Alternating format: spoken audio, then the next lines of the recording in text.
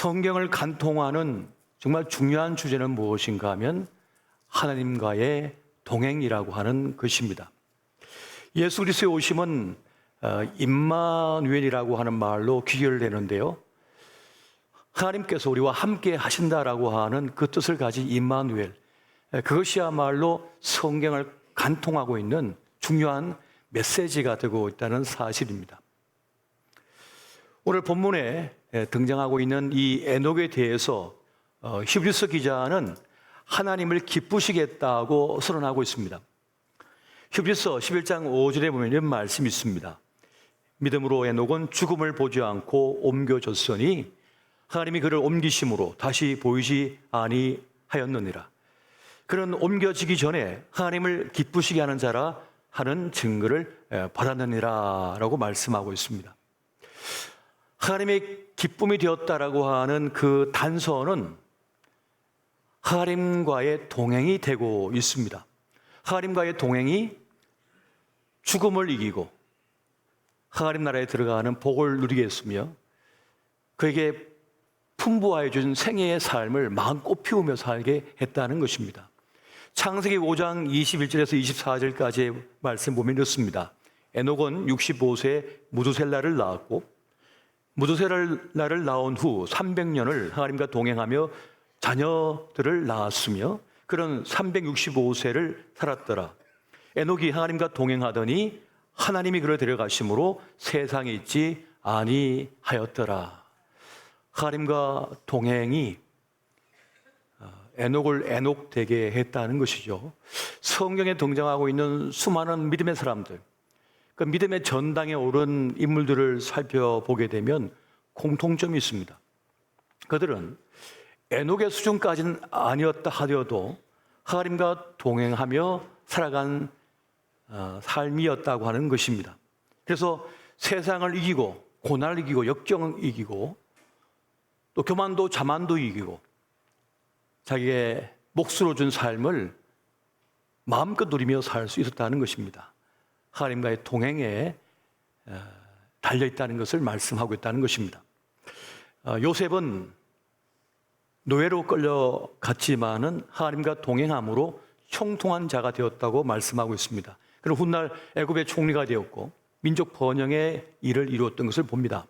창세기 39장 2절에서 3절 말씀 보면 이렇습니다.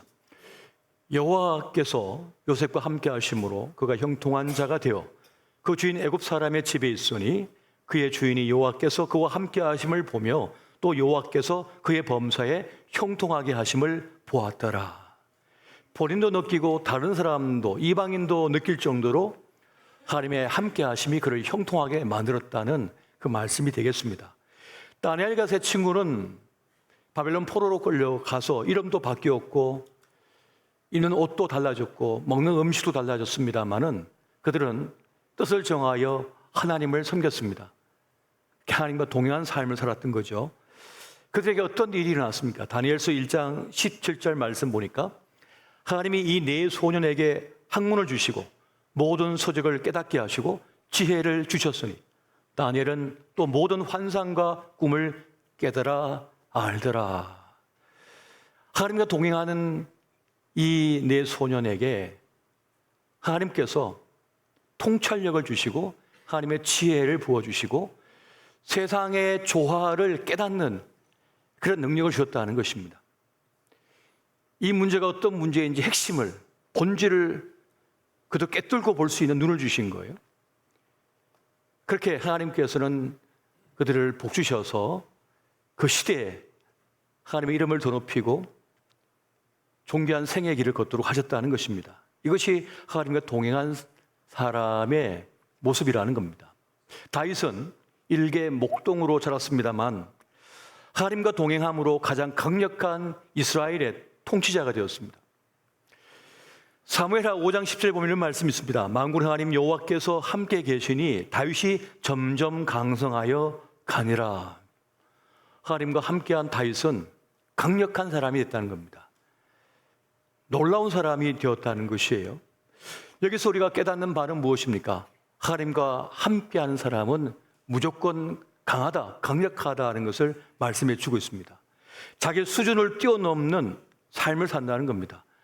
하나님 수준의 삶을 살아가게 한다는 거죠. 주님께서 그와 동행하며 이끄심을 통해서 말이죠. 우리가 사도행전을 보면 사도 바울도 그냥 홀로 판단하고 결정해서 살아간 것이 아닙니다. 성령에 이끌려서 유럽으로 들어갔어요. 성령에 이끌려서 어느 마을에 들어갔고 성령에 이끌려서 복음을 전했을 때 위대한 역사가 일어났습니다. 유럽 곳곳을 가면 바울의 흔적이 다 남아있지 않습니까?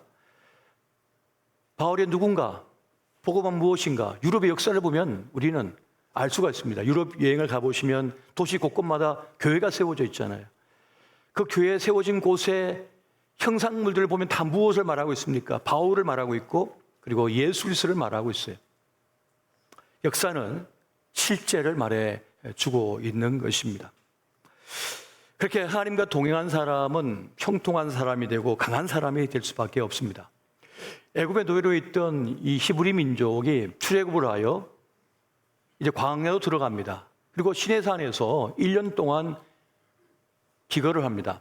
그때 하나님께서 1년 동안 있는 동안에 하나님의 율법을 줍니다. 하나님 법과식을 가르칩니다. 그리고 성막을 만들게 만듭니다. 그 이유는 광야길을 걷는데 하나님과 동행하기 위함이었습니다. 그렇게 말씀과 예배를 통해서 하나님과 동행하도록 주님께서 그를 가르치시고 준비시켰던 것을 봅니다. 그래서 우리가 이 인생의 광야길을 걸어갈 때 어떻게 하나님과 동행할 수 있느냐? 바로 주의 말씀을 통하여 또 예배함을 통하여 우리는 주님과 동행하는 삶을 살 수 있고 광야길을 걷는 지혜가 바로 여기에 있는 것입니다. 사실 빨리 간다고 성공한 것은 아니죠. 또 빨리 간다고 이긴 것도 아닙니다. 하나님과 함께 가야만 우리는 승리했다, 온전한 승리를 거두었다, 성공했다 말할 수가 있을 것입니다. 무엇이든지 하나님과 함께 하시기를 예수 이름으로 축원드립니다. 주님을 모시고 사는 거죠. 주님을 모시고 사는 것입니다. 주님을 인정하는 것이고 주님을 고백하며 살아가는 것입니다. 그렇게 악한 세상을 이기는 법이 바로 하나님과의 동행에 있다는 것입니다. 사실 우리가 신앙의 여정을 걷다 보면 굳건했던 믿음이 연약해질 수가 있어요. 구원을 확신했던 내가 나 구원받은 게 맞나 싶을 때가 있어요. 전에는 부활을 믿었지만 지금은 부활을 믿지 못할 수도 있는 것입니다. 전에는 신실했고 믿음직스러웠지만 강력한 믿음을 가졌지만은 어느 순간은 자신이 신자인지도 제대로 분간하지 못할 정도로 세상 물길에 휩쓸려 있는 자신을 발견할 때가 있는 것입니다. 그러한 문제를 만났을 때 어떻게 해야 되는가? 돌아온 탕자의 이야기에 보면 아버지는 그 둘째 아들의 방황을 허용합니다. 머리를 다 깎아가지고 골방에다가 가둬둔 게 아닙니다. 공격하고 저주하고 조롱하고 모욕하지 않았습니다. 그 둘째 아들의 결정을 존중해 줍니다. 그리고 그 집단한 그 둘째 아들을 추적하지 않습니다. 기다립니다. 물론 그 기다림의 시간은 너무나 아픕니다. 너무 고통스럽습니다. 너무 처절합니다. 하지만은 그 아들을 위하여 끊임없이 기도하죠. 이 아들은 그야말로 진짜 탕자가 되어버렸습니다. 세상 것 다 누리면서 아버지 유산을 펑펑 써가면서 세상의 모든 것을 다 누려봅니다. 하지만 사기당하고 사업에 실패하고 믿었던 친구들 다 떠나가고 빈털터리가 되어서 거짓골을 해서 이제는 대지의 지엄 열매도 마음껏 먹지 못하는 자리에 들어가게 됩니다. 가장 인생의 밑바닥에 처박혀버리고 만 것이죠. 그런데 그 자리에서 이 탕자는 아버지를 깨닫습니다. 아버지가 누군지를 깨닫습니다. 아버지의 사랑을 깨닫습니다. 아버지 집이 무엇인지를 깨닫습니다. 그리고는 마지막 소망을 가지고 아버지를 향해 돌아옵니다. 왔더니 아버지가 기다리고 있는 거예요. 아버지가 기다리고 있었기 때문에 이 탕자는 회복될 수가 있었습니다. 아버지는 그 아들을 품에 안고 눈물을 흘리고 볼을 비비고 뽀뽀를 하고 거지 옷을 벗겨버리고 새 옷을 입힙니다. 자기 손에 있던 가락지를 뽑아서 그 아들에게 끼워줍니다.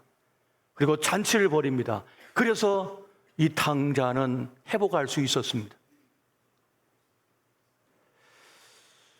가족 간의 동행에 아픔을 겪고 있는 분들, 그리고 부모 자식 간의 동행에 실패하거나 어려움을 겪고 있는 분들이 있다면 오늘 이것에서 지혜를 얻었으면 좋겠습니다. 완벽한 사람은 없거든요. 때로는 실패도 하고 넘어지기도 하는 것이 우리의 삶인 것 같습니다. 그렇게 성경에는 하나님과 동행에 성공한 사람들도 기록되어 있지만 실패한 사람들도 많이 기록되어 있는 것을 보게 됩니다. 베드로와 바울 같은 이들은 동행에 실패했던 사람들이죠. 하지만 끝끝내는 다시 회복해서 위대한 사역자로, 하나님의 동행자로 남았던 인물들이었음을 우리는 봅니다. 놀랍게도 십자가의 한편 강도는 마지막 찰나의 순간에 구원을 얻습니다. 주님, 당신의 나라가 임하실 때 나를 기억하여 주옵소서라고 간청해요. 그때 우리 예수님은 1초도 망설이지 않고 너도 나와 함께 낙원에 있으리라 하시면서 그를 지옥불 앞에서 천국으로 데려가 버리십니다. 이게 하나님의 주권인 거죠. 전능하신 하나님의 능력인 것입니다. 그 찰나의 순간에 이 한편 강도는 아무 공로 없지만은 얼마나 흉악한 죄를 지었길래 십자가형까지 받을 정도로 그런 악한 사람이었지만은 마지막 찰나의 순간에 구원을 받는 장면을 우리가 여기서 봅니다. 하나님과의 동행에 성공한 것입니다. 마지막 기회를 놓치지 않은 거예요. 마지막 기회를. 간혹 가다가 임종 전에 예수님을 영접하는 분들이 계십니다. 어떤 분들은 그걸 어떻게 믿음이라고 말할 수 있냐고, 그걸 어떻게 구원이라고 말할 수 있냐고 말하는 분들이 있습니다. 여러분, 구원은 공로로 받는 것이 아닙니다. 은혜로 구원받는 것입니다. 마지막 찰나의 순간에 한편 강도가 주님, 당신의 나라가 임하실 때 나를 기억해 달라고 하는 그 한마디에 주님께서 구원의 길로 이끄셨던 것처럼 이제 목숨이 끊어지기 전 그 마지막 찰나의 순간에 하나님의 은혜를 구하며 주의 이름을 부른 자에게 구원이 임하는 것입니다. 할렐루야. 반대로 가룟 유다와 같은 사람은 마지막 순간에 하나님과의 동행에 실패해버리고 맙니다. 세상의 화려함에, 대단해 보이는 세상 속에서 그만 믿음을 잃어버립니다. 그는 하나님을 떠나버립니다. 재리의 염려, 재리가 뭡니까? 재물과 이익이란 뜻이잖아요. 그 재리의 염려로 인하여, 그 유혹에 따라서 그는 예수님을 버려버립니다. 하나님을 포기해버립니다. 하나님과의 동행에 실패해버리고 말았어요. 12지파 가운데 단지파가 있었습니다. 단지파는 블레셋과 유다지파 사이에 있었어요. 그러니까 국경을 맞닥뜨리고 지금 이방 민족과 같이 대치하고 있는 상황이다 보니까 그 상황이 쉽지가 않았을 겁니다. 힘들었을 것입니다. 하지만 최전방에서 자기의 동족을 지키는 매우 중요한 자리에 서 있었던 거예요. 하지만 그걸 견딜 수가 없었던 단지파는 떠나버립니다. 하나님께서 분배하여 주시고 하나님께서 축복하여 주신, 지정하여 주신, 지명하여 불러 세우신 그 자리를 버리고 북쪽으로 가버립니다. 라이스라고 하는 곳을 선택하죠. 그리고 그 길을 가던 중에 미가라고 하는 사람 집에 들리게 됩니다. 그곳에 갔더니 미가의 집에 개인 제사장이 있는 거예요. 그래서 그에게 협상을 벌입니다. 우리를 따르면 더 많은 보수를 주고 더 많은 혜택을 줄 것이니까 갑시다. 이 제사장은 가만히 세문해 보니까 훨씬 이익이거든요. 한 가정의 제사장보다는 한 지파의 제사장이 되는 것이 더 나아 보입니다. 그래서 따라서 길을 갑니다. 그렇게 단지파는 자기들이 원하는 땅에 자기들이 원하는 제사장을 세워가지고 그렇게 틀을 잡고 살게 됩니다. 근데 우리가 구약의 역사서를 보면 단지파가 없습니다. 역사 속에서 사라져버렸어요. 행방불명이 돼버렸어요. 나중에 요한계시록의 7장에 가보면 단지파 대신에 레이지파가 세워졌다고 나옵니다. 지워져 버린 거예요. 하나님과의 동행에 실패한 인생은 어리석습니다. 불행입니다. 하나님과의 동행을 지켜내는 것이 사실은 우리의 생애에서 정말 중요한 일인 것이에요. 여러분, 우리는 어디까지 동행할 수 있을까요? 어디까지 갈 수 있을까요? 한 번은 하나님께서 사단에게 욥을 자랑합니다. 사단아, 너 다니면서 욥을 봤냐? 했더니 왜요? 이렇게 신실하고 훌륭한 믿음의 사람이 있느냐? 했더니 아유, 그것은 하나님께서 욥에게 복을 많이 주시니까, 물질을 많이 주시니까, 그러니까 하나님을 섬기는 거죠. 그래서 욥의 신실함을 놓고 하나님과 사단의 승부가 벌어집니다. 과연 어떻게 됐을까요? 사단은 욥이 가졌던 모든 것을 빼앗아 버립니다.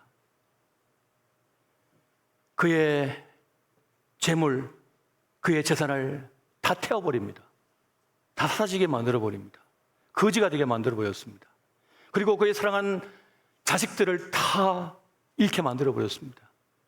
한순간에 자식을 다 잃어버렸어요. 그리고 몸에 병이 나버렸습니다.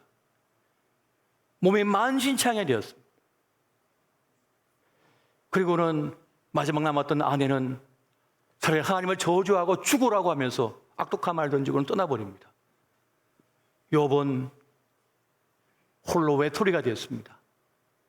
그런데 친구들이 찾아와가지고 욥을 위로하기는커녕 정죄하기 시작합니다.